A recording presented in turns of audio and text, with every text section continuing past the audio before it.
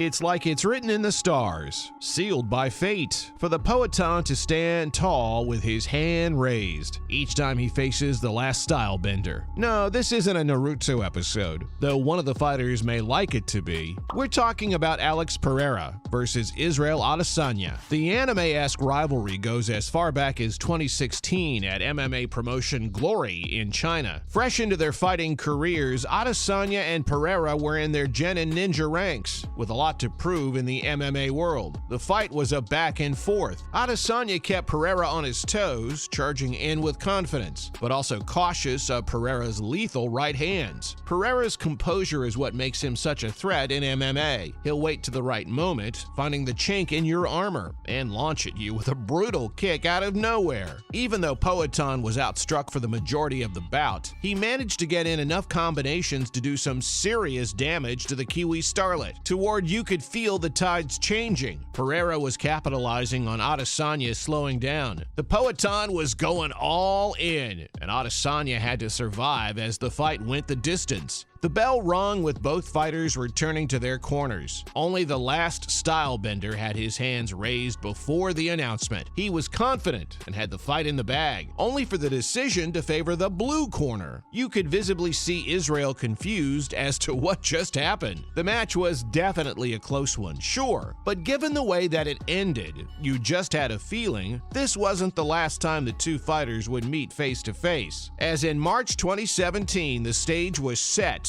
Only this time, the stakes were higher. Izzy came in the bout hell-bent on revenge, with the agenda to humiliate the Brazilian in his home soil. So the stage was set at the 15th edition of the Glory of Heroes in Sao Paulo, although this time the result was much worse for Adesanya. Bam, bam! With two hard blows, Pereira caught Izzy in the third round. And just like that, after scratching and clawing his way back into the game, Israel Adesanya crumbled onto the canvas. This also proved to be the only time Israel Adesanya would get knocked out in the UFC, or so Adesanya wishes. No matter how hard Israel tried, he just couldn't seem to get the job done. Pereira loomed over him like a curse, something he would subconsciously carry through his MMA career. But when the two would face in the ring together, you knew you were about to see something special. The intensity, tenacity, and energy shared in the ring was a treat to watch. I know June doesn't have a pay-per-view yet, but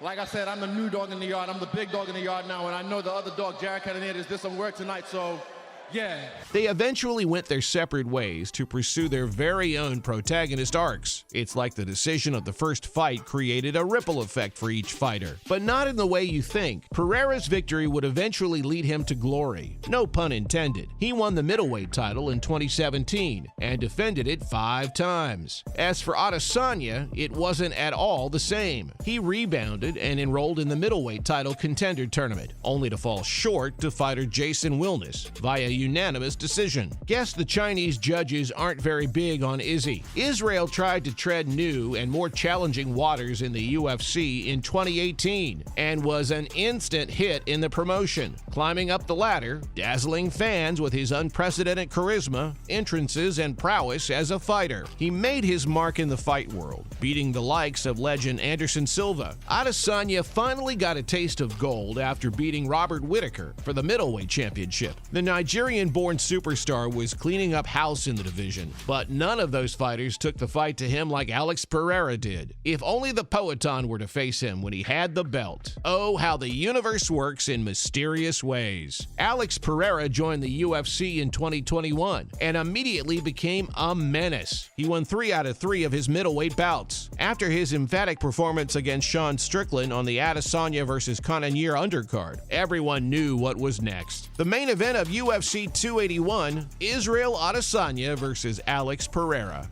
this time for the middleweight title. For hardcore MMA fans, this was nostalgia. Israel had spent his time in the hyperbolic time chamber and now achieved the transformation he needed. As for Alex, he was ready to take on the man he had pummeled twice before. This time, Izzy had everything to lose. He needed to do his homework. On both occasions of their encounter, there wasn't much that Izzy was doing wrong. His approach was both fighters has more or less been the same. But the only difference is that this is Alex Pereira. The man is built like a tank. UFC analyst Joe Rogan on his podcast has even mentioned how, despite not being the bulkiest of fighters, Alex is one of the hardest punchers in the promotion.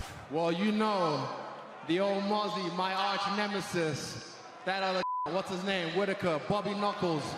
I knocked him out twice with one fat last night.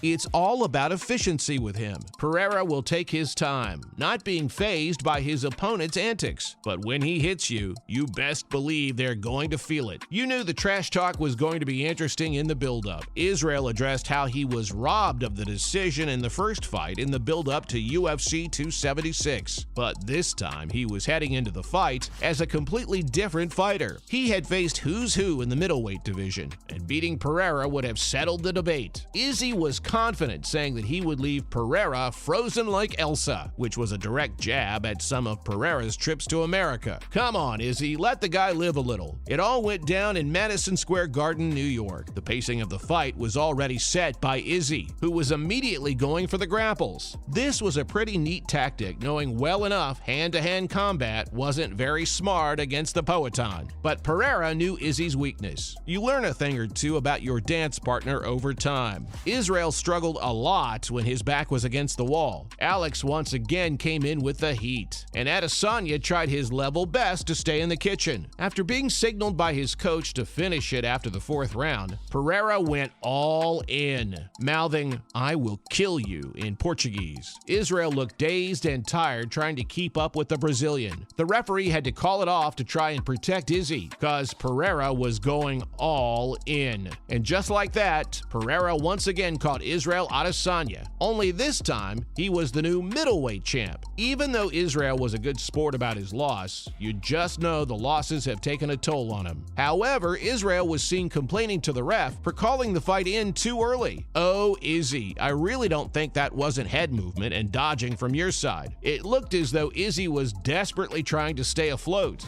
Perfect fights, you know, for us to display our skills. That's what really something that's powerful that I feel like can't be stopped, especially when we get it done. The two fighters are once again set to meet in UFC 287, and Israel is set to get his belt back from his arch nemesis. We may spend time analyzing their encounters, but I guess it all boils down to the fact that Alex is just an amazing talent overall. The way he switches up his rhythm from a calm and composed fighter to a straight-up wrecking machine is absolutely terrifying. Will Adesanya succeed in his redemption arc against the Behemoth, or fall victim once again to his menacing hooks? Guess we'll find out in the next episode of this epic. And that was the story of the last Stylebender's attempts to slay the Poetan.